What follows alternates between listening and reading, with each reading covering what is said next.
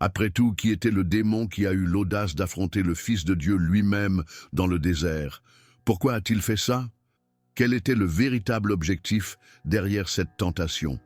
Ces questions résonnent dans le cœur de nombreuses personnes, et peut-être n'avez-vous jamais pris le temps de regarder cet épisode avec la profondeur qu'il mérite. L'histoire de la tentation de Jésus n'est pas qu'un extrait isolé de l'Évangile. Il porte des couches de sens, une confrontation spirituelle invisible et un portrait clair de la lutte à laquelle nous sommes tous confrontés quotidiennement. Le bien contre le mal, la vérité contre le mensonge, l'esprit contre la chair. Mais ce que beaucoup ignorent, c'est qui était réellement ce personnage apparu dans le désert. Était-ce juste une métaphore? Un esprit? Un être physique? Et pourquoi a-t-il attendu que Jésus soit affaibli pour agir? Dans cette vidéo, nous allons dévoiler les coulisses spirituelles de l'une des rencontres les plus mystérieuses et les plus percutantes de toute la Bible. Considérons le désert comme plus qu'un décor, et le diable comme plus qu'un personnage sombre. Préparez-vous à comprendre comment cette histoire parle de Jésus, oui, mais elle parle aussi de vous, vos luttes, vos faiblesses et vos choix.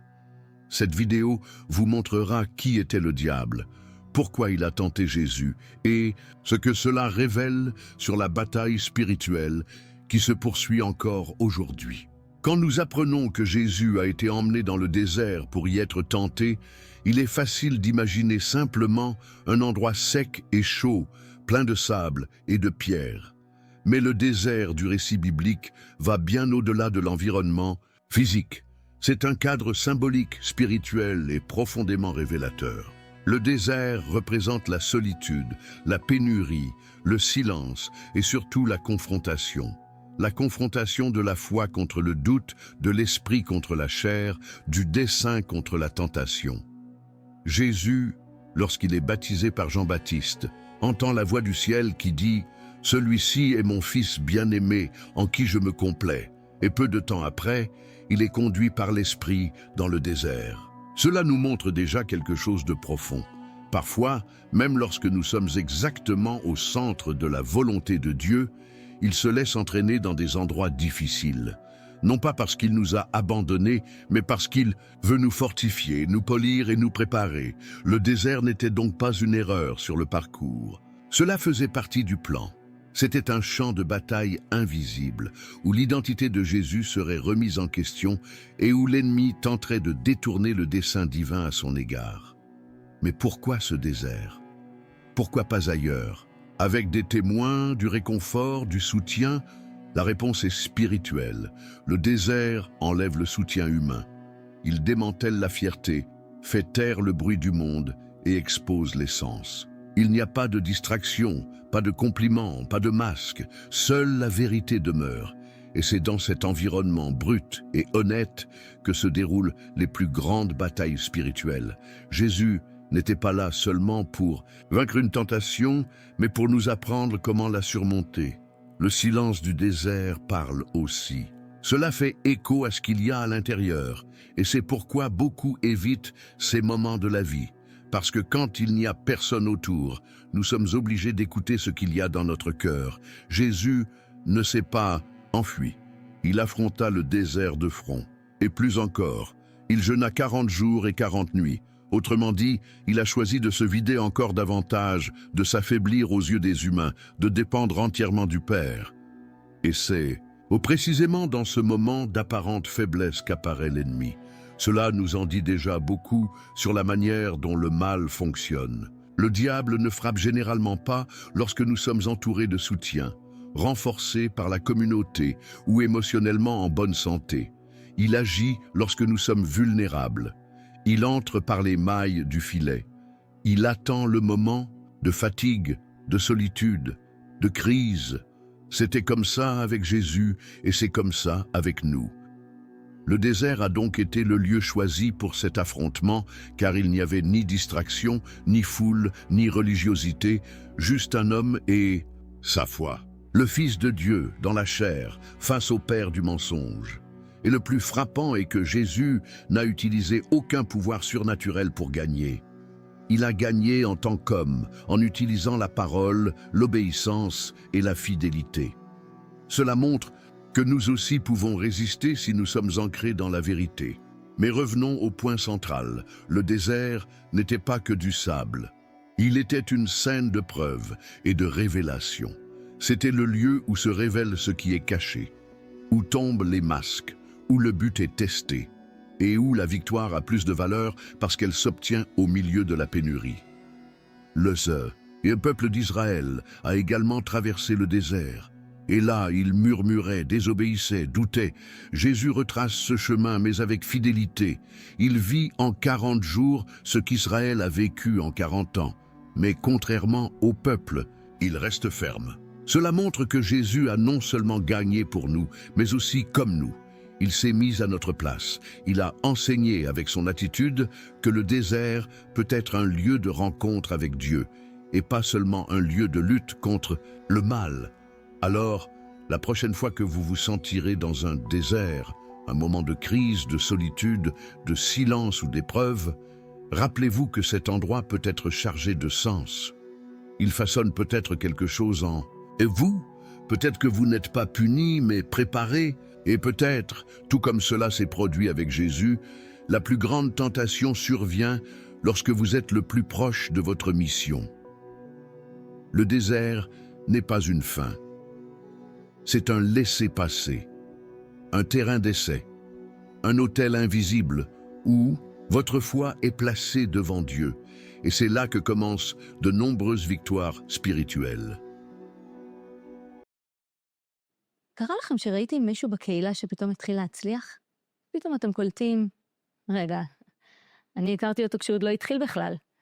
והוא כבר מכניס אלפי דולרים כל חודש? ואתם שם, בדיוק באותו מקום. יושבים עם כל השאלות, הדאגות, הפחדים, בזמן שאחרים כבר מזמן התחילו לזוז. אני רחל, בת 44, אמא ל6, גרה בצפון. ברוך השם החיים שלי מלאים, אבל גם עמוסים. בעלי לומד תורה, אני מנסה להביא פרנסה הביתה.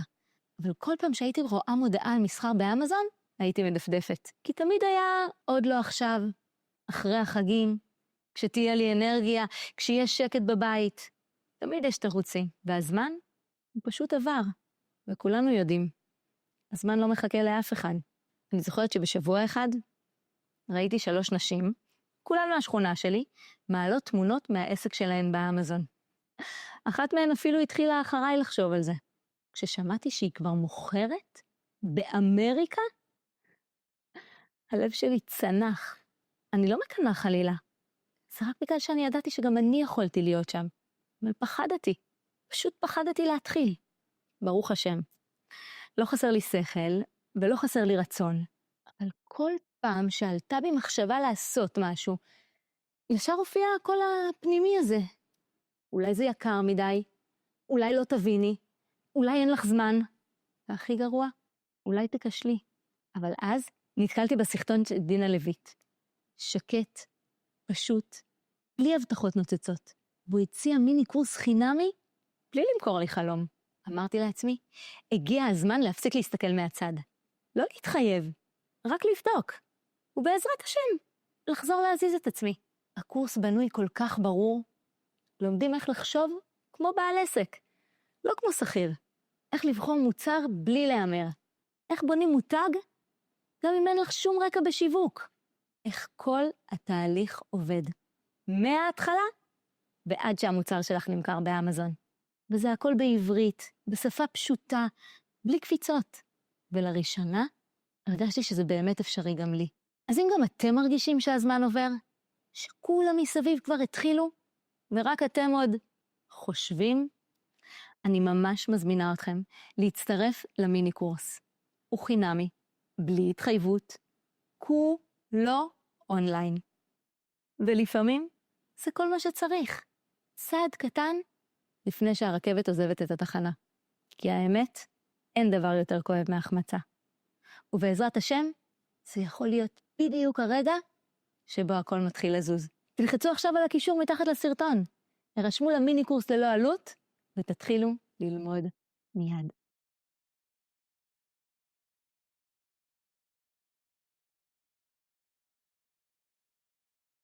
משחת הפלאים היא מוצר הדגל שלנו ללא ספק.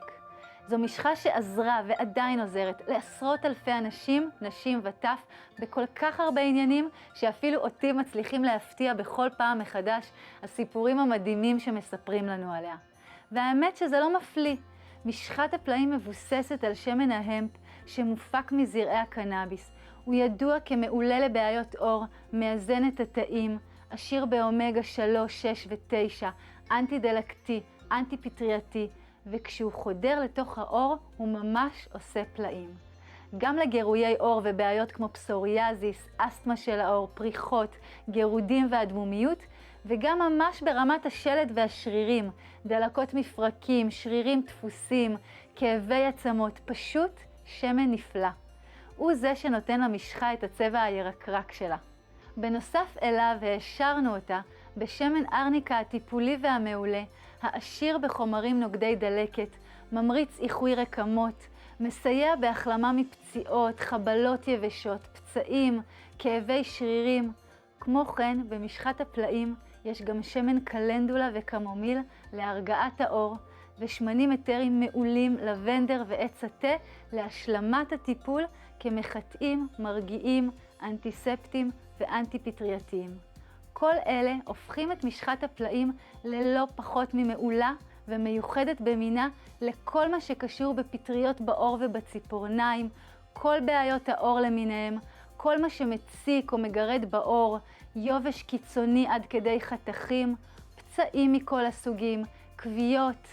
כל מה שיש במשחה הזאת ניתן לשים בפה, מה שהופך אותה לבטוחה גם לילדים ותינוקות, וכמות הפידבקים והחוויות שלקוחות מספרים לנו על הנפלאות שעשתה להם, כשכבר ניסו הכל ושום דבר לא עבד עד שהגיעו למשחת הפלא, היא פשוט אדירה שאין לתאר. אז אם אתם סובלים מאחד הסימפטומים שדיברתי עליהם, וגם אם לא, משחת הפלאים זו משחה שחובה שתהיה על המדף בבית, והילדים כבר יודעים. אמא, שימי לי משחת הפלאים. בקיצור, אל תחכו.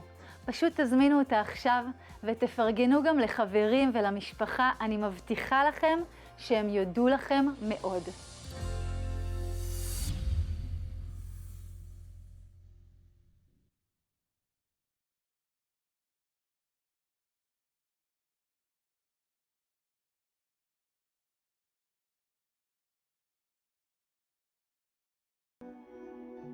Beaucoup de gens ont entendu dire que c'était le diable qui avait tenté Jésus dans le désert. Mais sait-on vraiment qui il est?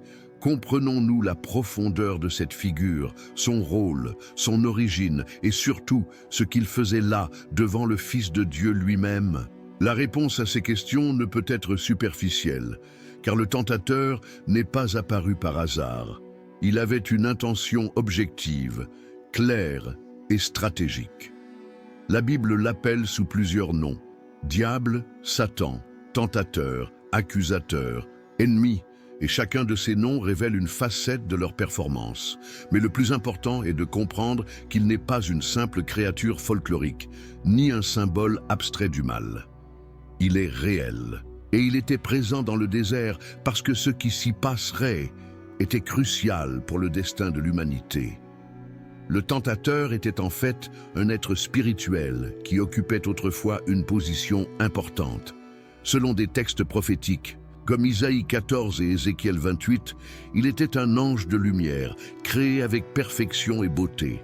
Mais il s'est exalté, s'est rempli d'orgueil et a voulu prendre la place de Dieu. Il a été expulsé, jeté, et depuis lors, sa mission n'est plus qu'une: voler, tuer et détruire. Et plus encore, essayer d'éloigner les êtres humains du dessein de Dieu. Le tentateur ne veut pas seulement détruire physiquement, il veut semer la confusion spirituellement. En tentant Jésus, il ne se contentait pas de provoquer ou de tester. Il essayait d'arrêter le plan de salut. Il savait qui était Jésus. Je savais que cet homme dans le désert était le Verbe incarné, Dieu lui-même fait chair. Son attaque était donc directe, précise et pleine d'intentions cachées. Il voulait détourner Jésus du chemin de croix. Je voulais offrir des raccourcis, une gloire sans sacrifice, un pouvoir sans obéissance. Et c'est exactement sa stratégie jusqu'à aujourd'hui. Le tentateur apparaît rarement avec des cornes ou avec une apparence effrayante. En fait, il se déguise en ange de lumière. Il nous aborde avec des propositions séduisantes, avec des idées qui semblent bonnes, avec des suggestions qui touchent nos désirs les plus profonds. C'était comme ça avec Ève en Éden, c'était comme ça avec David sur la terrasse, et c'était comme ça avec Jésus dans le désert. Le plus impressionnant est que le tentateur a même utilisé l'écriture elle-même. סובלים מיבלת? בלי יבלת, סוף ליבלת. מה אם נספר לכם שאפשר בלי קושי, בלי כאב ובלי טיפול ארוך? בלי יבלת, לטיפול ביבלת ויראלית. טיפול של רק פעם בשבוע, במשך 5 שבועות בלבד. בלי יבלת, מומלץ על ידי הרופאים. בלי יבלת, ניתן להשיג ללא מרשם רופא בכל בתי המרקחת המובחרים.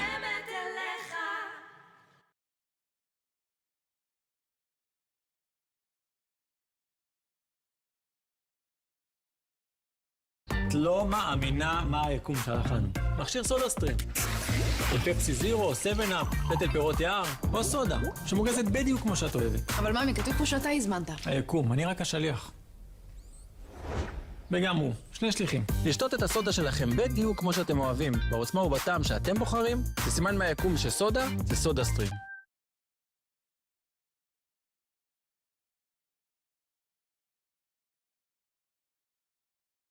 Pour tenter Jésus, il citait des versets, déformait la parole, manipulait les textes pour justifier ses suggestions. Cela nous montre que tous les discours religieux ne viennent pas de Dieu. Toutes les prédications ne proviennent pas du Saint-Esprit. Le diable connaît la Bible. Il sait s'en servir pour tromper. C'est pourquoi nous avons besoin de discerner, d'avoir une intimité avec Dieu et de ne nous laisser emporter par aucune voix qui parle au nom de quelque chose de spirituel. Dans le cas de Jésus, le tentateur savait exactement où attaquer. Il a commencé par suggérer à Jésus de transformer les pierres en pain. Après tout, il avait faim. Cela semble être une suggestion inoffensive, voire logique. Mais derrière cette proposition, il y avait une tentative de faire agir Jésus en dehors de la direction du Père. Ensuite, il a emmené Jésus au sommet du temple et l'a mis au défi de se jeter de là, en utilisant la parole de Dieu pour justifier son acte. Et enfin, il offrit tous les royaumes du monde en échange d'un acte d'adoration. Ces 3 attaques n'étaient pas le fruit du hasard. Ils représentent des domaines de tentation qui nous affectent encore aujourd'hui. Le désir de la chair, le pain, la vanité spirituelle, prouver qu'on est le Fils de Dieu, et le désir de puissance, la gloire des royaumes. Le tentateur continue d'utiliser ces stratégies sur nous tous. Et si le Christ lui-même a tenté, pourquoi ne tenterait-il pas aussi ceux qui le suivent? Savoir qui est le tentateur est essentiel pour lui résister. Il n'est pas une créature toute puissante, ni un digne rival de Dieu. C'est un ennemi déjà vaincu mais toujours actif. Il agit avec subtilité, avec des mensonges bien racontés, avec des promesses qui semblent agréables. Mais sa fin est toujours la même, éloigner les gens de la vérité, de la croix et du dessein éternel. Jésus n'a pas vaincu le tentateur par des discussions théologiques ou des démonstrations de pouvoir surnaturel. Il a gagné avec fidélité, avec obéissance et avec la parole vivante dans son cœur. C'est là la leçon pour nous, connaître l'ennemi, mais surtout connaître le Dieu qui nous permet de résister. Parce que le tentateur n'a d'espace que là où il trouve des failles. Et lorsque notre identité est établie en Dieu, aucune voix de l'ennemi ne peut nous confondre. Le tentateur dans le désert était réel, mais la présence du Père soutenant le Fils était encore plus réelle, et cela continue d'être vrai pour chacun de nous. La question que beaucoup se posent est « Pourquoi le diable s'est-il lancé après Jésus ?» Avec tant d'autres disponibles, pourquoi affronter le Fils de Dieu surtout à un moment aussi spécifique et délicat? La réponse implique bien plus qu'une simple provocation spirituelle. Il s'agit d'une bataille stratégique et planifiée avec un objectif clair, tenter d'arrêter la mission de salut avant même qu'elle ne commence. Jésus était au début de son ministère terrestre. Il venait de se faire baptiser, le ciel s'est ouvert, le Saint-Esprit est descendu comme une colombe, et la voix du Père a déclaré « celui-ci est mon Fils bien-aimé, en qui je me complais. L'identité de Jésus avait été publiquement affirmée. C'était le moment de la confirmation, de l'onction et de la mission. Et c'est précisément dans ce type de moment que l'ennemi agit habituellement. Il n'attend pas que vous soyez perdus pour attaquer. Il attend souvent que vous soyez prêts. L'attaque du diable n'était pas le fruit du hasard. Il savait qui était Jésus. Je savais que cet homme, seul dans le désert, était le Messie promis. Et il savait aussi que, si Jésus accomplissait sa mission jusqu'au bout, sa défaite serait décrétée pour toujours. Par conséquent, sa tentative de tentation n'était pas seulement une action malveillante, c'était une tentative désespérée de diversion. Un dernier effort pour empêcher le plan de Dieu de se réaliser. L'ennemi connaissait les prophéties. Il connaissait la naissance miraculeuse, les promesses messianiques, les signes qui s'accomplissaient. Il connaissait les Écritures mieux que de nombreux pharisiens. Il part donc au désert avec une stratégie précise. Confondre Jésus, remettre en question son identité, proposer des raccourcis et semer le doute. Il voulait déstabiliser le Fils de Dieu avant que ne commence l'œuvre de la croix. Après, tout si Jésus cédait à une seule de ses tentations, tout serait perdu. La rédemption aurait été compromise. C'est pourquoi l'attaque était personnelle. Le diable n'est pas allé vers Jésus parce qu'il était faible, c'était parce qu'il était sur le point d'agir. Souvent, les attaques spirituelles auxquelles nous sommes confrontés ne proviennent pas d'une faiblesse, mais d'une menace contre le royaume des ténèbres. Lorsque vous commencez à vous aligner sur Dieu, à chercher plus profondément, à obéir, c'est alors que des confrontations surgissent. Parce que l'ennemi ne se soucie pas de ceux qui sont à l'aise. Il poursuit quiconque constitue une menace. Et Jésus, en tant que Messie, représentait la plus grande menace de toutes. Non seulement il prêcherait la vérité, mais il vivrait sans péché, révélerait le cœur du Père et, finalement, détruirait les œuvres du diable par sa mort et sa résurrection. Par conséquent, ce que nous voyons dans le désert, c'est l'ennemi qui tente d'empêcher l'inévitable. Et cela révèle quelque chose de profond. Le diable n'a pas peur de quiconque prétend connaître Dieu. Il craint ceux qui vivent en enfants de Dieu. Sa manière d'approcher nous apprend aussi quelque chose d'important. Il n'est pas venu avec des cris de la fureur ou de la violence. Cela est venu avec des mots, avec des raisonnements, avec de la logique. Il se présente comme quelqu'un qui dialogue, qui argumente, qui suggère. Cela montre à quel point il est rusé. Il n'agit pas comme nous le pensons, avec des apparences monstrueuses ou des événements surnaturels effrayants. Il agit de l'intérieur, en pensée, en suggestion, dans les moments de fatigue et de doute. Jésus a été attaqué parce qu'il était la cible centrale. Mais il n'était pas le seul. Quiconque cherche à atteindre un objectif se heurte à une opposition. Cela se produit encore aujourd'hui. Chaque fois que quelqu'un décide de se consacrer, d'obéir, d'abandonner ses péchés, de recommencer, l'enfer s'énerve. Mais cela ne doit pas susciter de crainte. Au contraire, elle doit générer une prise de conscience. La lutte existe, mais il y a aussi la victoire, et Jésus a montré comment on peut la vaincre. Le désert n'était donc pas seulement un lieu d'épreuve. C'était un champ de guerre spirituel, et l'ennemi s'y est rendu parce qu'il savait que ce moment pourrait décider de l'avenir de l'humanité. Son plan était d'égarer Jésus, mais le plan de Dieu était de révéler sa force. Ce que le diable voyait comme une opportunité de chute, Dieu l'utilisait comme une démonstration d'autorité. Et cela nous enseigne quelque chose d'essentiel. Plus le but est grand, plus la résistance est grande. L'ennemi ne poursuit que ce qui menace sa domination. Il a poursuivi Jésus parce qu'il savait ce qu'il transportait.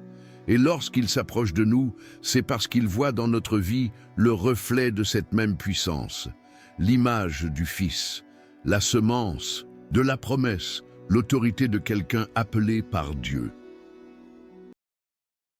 If you want to shock everyone in 2026, we're starting on Monday, January 5th with a winter Tai Chi walking plan. designed especially for beginners over 50. I'm 57 and my son says I need to spend hours in the gym to lose weight at my age. Oh, no. You don't need fitness advice from guys in their 20s. After 50, the gym only stresses your body. So what should I do? You should do Tai Chi walking. It's built for men over 50. How long before I see results with Tai Chi walking? In 3 days, you'll feel better. In 7 days, your eyes will change. In a month, your son won't recognize you. How to start? Just click the link and start tomorrow.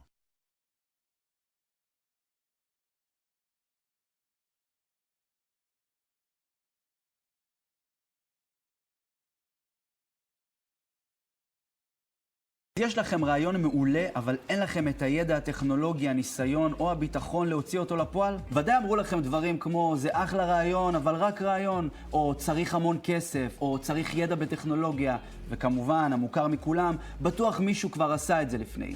אז הרשו לנו לנפץ לכם את המיתוס. אף אחד מהמשפטים האלה הוא לא סיבה רלוונטית לוותר על הרעיון לסטארט-אפ. ההפך הוא הנכון. אם הרעיון שלכם כבר קיים בווריאציה כזאת או אחרת בשוק, זה אפילו עשוי להיות סימן מעולה לכך שלרעיון יש התכנות עסקית, כי ברבים מהמקרים, היכן שיש תחרות, יש גם לקוחות. אנחנו ב-Anyap נלווה אתכם צעד אחר צעד, משלב הרעיון, דרך בדיקות התכנות, אפיון, עיצוב ועד פיתוח המוצר. מוכנים לקחת את הרעיון שלכם לשלב הבא? לתיאום פגישה, הקליקו כאן וניצור קשר בהקדם.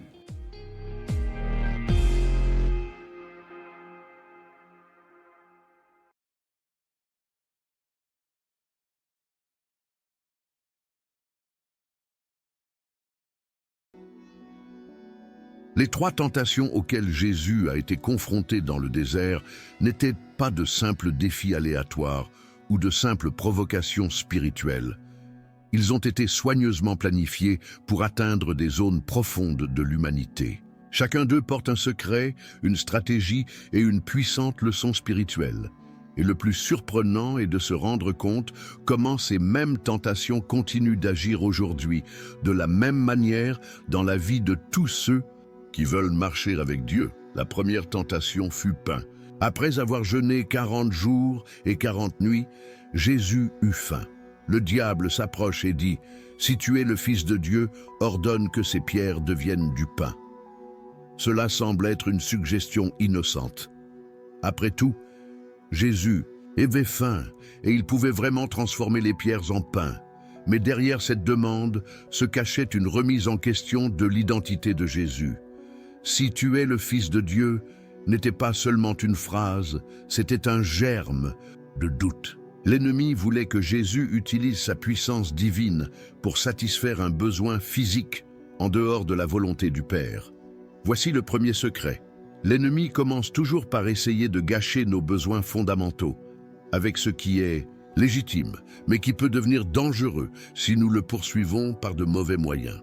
Le diable sait que lorsque nous avons faim, que ce soit pour de la nourriture, de l'affection, de la reconnaissance ou un but, nous sommes plus vulnérables. Mais Jésus répond par la parole. L'homme ne vivra pas de pain seulement, mais de toute parole qui sort de la bouche de Dieu. Il montre qu'obéir à Dieu vaut plus que satisfaire un désir momentané.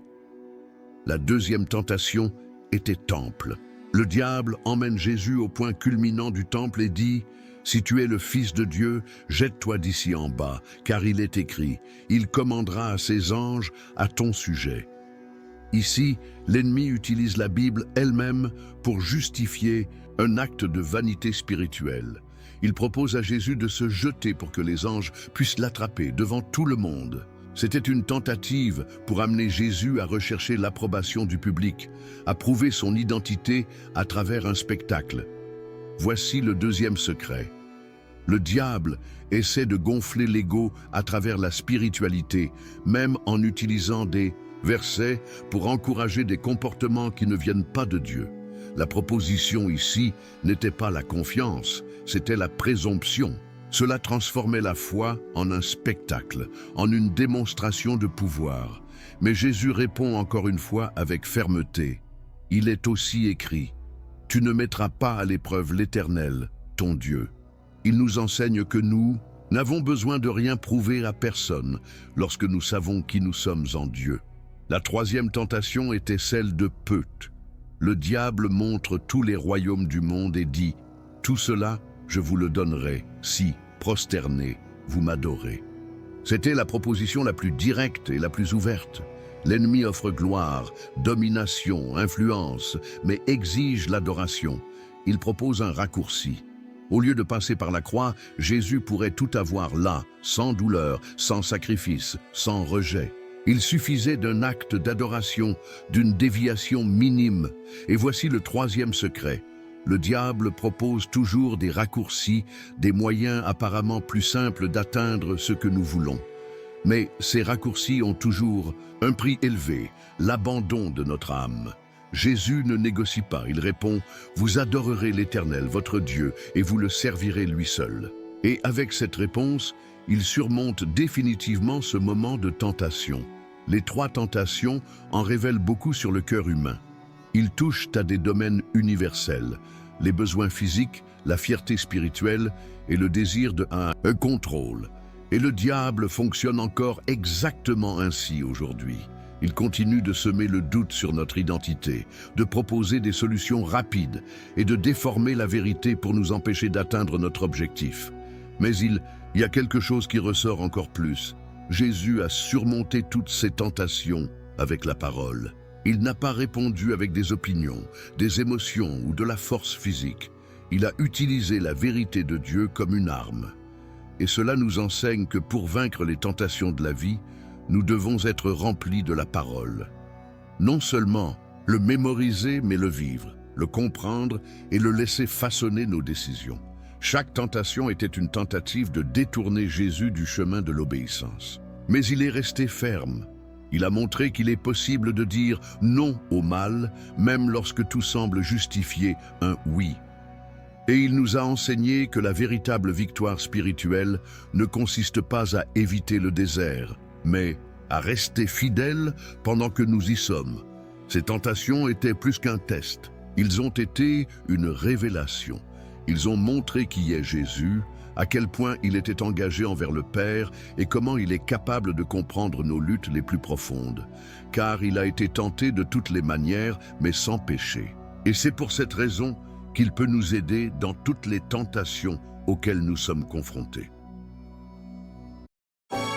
איקאה של חוזר, עד 4 בפברואר. איקאה. אם אתם מתחת לגיל 21 ונפצעתם כשהייתם תלמידים, תעצרו רגע כי יכול להיות שמגיע לכם פיצוי כספי של עשרות אלפי שקלים ואפילו יותר. אולי אתם לא יודעים שכל תלמיד בישראל מבוטח דרך העירייה 24 שעות ביממה, 365 ימים בשנה.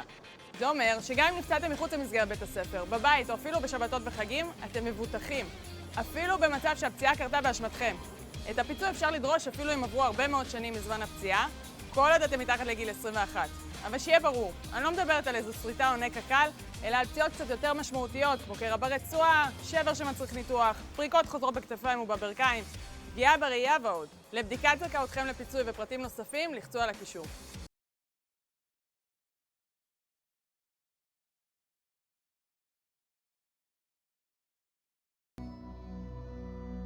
Face au diable dans le désert, Jésus n'a pas seulement résisté à la tentation, il nous a donné une véritable leçon spirituelle. Chacune de ses attitudes, chaque réponse, chaque choix silencieux est porteur d'une leçon pratique pour tous ceux qui cherchent à vivre une vie alignée avec Dieu. La tentation de Jésus n'était pas une histoire isolée que nous pouvions admirer de loin. C'était un exemple vivant de la manière dont nous devrions agir lorsque les procès frappent à la porte. La première leçon qui ressort est que Jésus nous a appris à ne pas négocier l'identité. Le diable essaya de se demander qui il était en disant « Si tu es le Fils de Dieu », comme s'il fallait prouver quelque chose à quelqu'un. Mais Jésus n'est pas tombé dans le piège. Il savait qui il était. Et lorsque vous connaissez votre identité en Dieu, aucun mensonge de l'ennemi n'a de pouvoir sur vous. Combien de fois tombons-nous parce que nous essayons de prouver quelque chose aux autres ou même à nous-mêmes? Jésus montre que ceux qui sont établis dans le Père n'ont pas besoin de chercher une affirmation à l'extérieur. La deuxième leçon est que Jésus a répondu avec la parole. C'est plus qu'un détail, c'est un principe.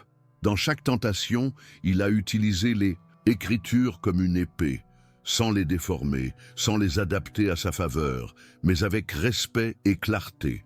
Il ne discutait pas avec le diable, il ne se lançait pas dans des débats philosophiques.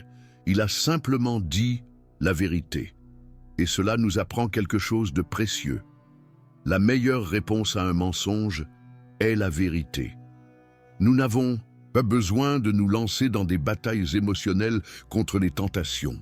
Nous avons besoin d'être remplis de la parole pour qu'elle soit notre défense au moment opportun. Une autre leçon profonde est le fait que Jésus a vaincu en tant qu'homme. Il était à vif, affamé, fatigué, isolé. Il n'a pas utilisé ses pouvoirs divins pour échapper au désert. Il n'a pas transformé le sable en un lit confortable et n'a pas non plus fait appel aux anges pour l'emmener. Il se tenait là, ferme, avec les mêmes armes spirituelles que nous avons aussi, le jeûne, la prière, l'obéissance et la parole de Dieu. Cela nous montre que la victoire sur le mal ne réside pas dans les circonstances qui nous entourent, mais dans la fermeté intérieure de la foi. Jésus nous a également enseigné que obéir est plus important que vaincre. Le diable a offert la gloire, les royaumes et les solutions miracles. Mais Jésus a rejeté tout ce qui paraissait grand aux yeux des humains pour rester fidèle à ce que désirait le Père. Cela nous confronte directement. Combien de fois avons-nous abandonné des principes pour des promesses creuses? Combien de fois cherchons-nous des raccourcis qui nous éloignent de la volonté de Dieu simplement parce qu'il semble plus facile? Jésus nous montre que le bon chemin, bien que plus difficile, est le seul qui mène au véritable objectif. Un autre enseignement puissant réside dans le silence de Jésus. Il n'a pas cherché à justifier sa présence dans le désert, ni à se plaindre de la faim ou de la fatigue. Il n'a pas demandé « Pourquoi suis-je ici ?» ou « Combien de temps cela va-t-il durer ?» Il est juste resté. Cela nous montre qu'il y a des moments où le plus grand acte de foi n'est pas de parler, mais de rester. Rester, résister, même sans réponse immédiate, même sans soulagement apparent. Parce que le silence de Dieu dans le désert ne signifie pas absence. Cela signifie préparation. Et il y a une dernière leçon qui ne peut être ignorée. Jésus a gagné pour que nous puissions gagner aussi. Il a traversé tout cela non seulement pour montrer qu'il était le Fils de Dieu, mais aussi pour nous ouvrir la voie. Il sait ce que c'est que d'être tenté. Il comprend nos faiblesses. Et il prouve qu'il est possible de sortir du désert plus fort qu'on y est entré. Jésus n'a pas quitté cet endroit vaincu. Il est reparti plein de l'esprit, prêt à commencer son ministère avec autorité. Par conséquent, ce que Jésus nous a enseigné à ce moment-là est plus qu'un message de force. C'est un manuel de survie spirituelle. Il nous a montré que la tentation n'est pas un signe de faiblesse, mais une opportunité de fidélité, que le désert n'est pas la fin, mais le début de quelque chose de nouveau, que résister vaut mieux que céder, que la voix du Père est plus forte que les insinuations de l'ennemi. Si nous voulons vraiment suivre Jésus, nous devrons traverser nos propres déserts. Mais nous ne serons pas seuls. Il y est déjà allé, et il nous a laissé un chemin. C'est à nous de le suivre avec courage, foi et confiance que même dans les jours les plus secs, la présence de Dieu continue d'être notre plus grande source de force. Le récit de la tentation de Jésus dans le désert n'est pas seulement une histoire ancienne, lointaine et isolée. En fait, il contient des leçons pratiques qui parlent directement de notre réalité quotidienne. Si nous prenons le temps de réfléchir, nous verrons que les défis auxquels Jésus a été confronté sont très similaires à ceux auxquels nous sommes confrontés aujourd'hui. Les tentations ont peut-être changé de forme, mais leurs stratégies restent les mêmes. Et comme Jésus, nous sommes nous aussi appelés à résister au mal et à rester fidèles à Dieu, quelles que soient les circonstances. Premièrement, la tentation à laquelle Jésus a été confronté révèle la nature de la tentation humaine. Peu importe le temps qui passe, les tentations continuent de s'attaquer au même domaine de notre vie, la chair, l'orgueil et le désir de pouvoir. Lorsque le diable tente Jésus avec la proposition de transformer les pierres en pain, il s'attaque au besoin humain le plus fondamental, la faim. Aujourd'hui, les tentations peuvent se manifester dans notre recherche de confort, de satisfaction immédiate, de sécurité. Nous sommes constamment mis au défi de céder à des désirs instantanés qui peuvent nous sembler inoffensifs, mais qui nous éloignent de la volonté de Dieu. Ce que Jésus nous enseigne, c'est que notre véritable besoin ne réside pas dans les choses matérielles, mais dans la parole de Dieu. Tout comme lui, nous devons apprendre à discerner ce qui satisfait vraiment notre âme. La deuxième tentation à laquelle Jésus fut confronté fut de prouver son identité à travers un spectacle. Le diable le défie de se jeter du haut du temple, en espérant que les anges le sauveront. Cela représente une tentative de gonfler l'ego, de rechercher la reconnaissance publique, de vouloir être vu, de prouver à tout prix qui nous sommes. De nos jours, cette tentation se manifeste dans notre recherche constante d'approbation, de followers, de likes. La culture de la renommée et de la validation externe est extrêmement puissante. Mais comme Jésus, nous devons résister à la tentation de construire notre identité sur les opinions des autres. Notre valeur a déjà été déterminée par Dieu et il nous appelle à vivre humblement sans chercher à être reconnus selon nos propres conditions. La troisième tentation est l'offre la plus claire de pouvoir et de domination sur les royaumes et du monde. Le diable offre tout cela à Jésus en échange d'adoration, et c'est à ce stade que la tentation devient particulièrement pertinente pour nous aujourd'hui. Le désir de pouvoir, de contrôle et de réussite est l'une des plus grandes tentations de notre époque. Nous vivons dans une société qui nous pousse constamment à réussir, à accéder à des positions d'influence, à gouverner, à avoir un contrôle total sur nos vies et nos circonstances. Le diable nous tente de croire que le vrai bonheur réside dans la domination du monde qui nous entoure. Mais Jésus nous enseigne que le véritable pouvoir vient du service de Dieu et non de la poursuite de nos propres ambitions égoïstes. Nous devons apprendre à être fidèles à Dieu, non pas parce qu'il nous donne le pouvoir, mais parce qu'il est digne de notre adoration et de notre obéissance. De plus, le désert de Jésus symbolise le temps de préparation et d'épreuve auquel nous sommes tous confrontés. Le désert n'est pas un lieu de punition, mais d'amélioration. Jésus n'a pas été emmené au désert à cause d'une erreur, mais dans le cadre du processus qui lui permettrait d'accomplir le ministère qu'il n'avait pas encore accompli. Dans notre vie, nous sommes confrontés à des déserts, des moments de solitude, des difficultés, des épreuves, mais comme Jésus, nous sommes appelés à les considérer non pas comme une fin, mais comme un moyen de préparation. Chaque lutte à laquelle nous sommes confrontés, chaque tentation à laquelle nous résistons, nous façonne, nous fortifie et nous prépare à ce que Dieu a pour nous. C'est dans le désert que notre foi s'affine, que notre confiance en Dieu s'approfondit. Ce que nous pouvons apprendre d'autre de l'exemple de Jésus, c'est que, peu importe à quel point nous sommes tentés, il y a toujours une issue. Jésus nous a montré que la tentation n'a pas besoin de nous dominer. Il a utilisé la parole de Dieu comme une épée spirituelle pour vaincre les attaques du diable. Aujourd'hui, nous disposons de la même arme, la Bible.